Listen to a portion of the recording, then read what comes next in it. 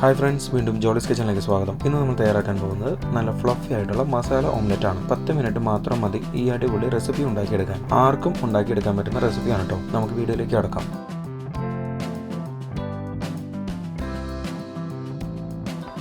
ഒരു ബൗളിൽ 2 മുട്ട, 1/4 ടീസ്പൂൺ മഞ്ഞൾപ്പൊടി, 1/2 ടീസ്പൂൺ ഉപ്പ്, 1/4 ടീസ്പൂൺ കുരുമുളക് പൊടി, 1 ടേബിൾ സ്പൂൺ പച്ച പാല് ചേർക്കുക.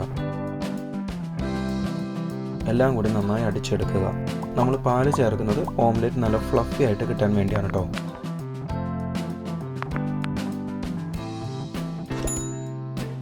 ഇനി ഇതിലേക്ക് ഒരു സവാള അരിഞ്ഞത്,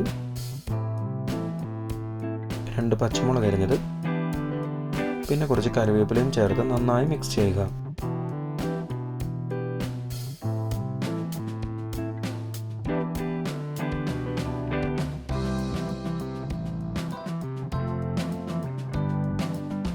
ഒരു പാനിൽ 1 ടേബിൾ സ്പൂൺ എണ്ണ എടുത്ത് ചൂടാക്കുക.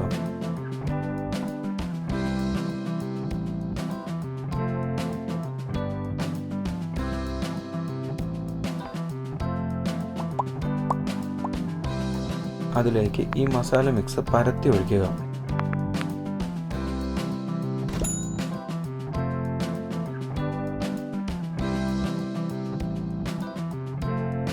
മൂടി അടച്ചു വെച്ച് 3 മിനിറ്റ് ലോ ഫ്ലെയിമിൽ ചൂടാക്കുക.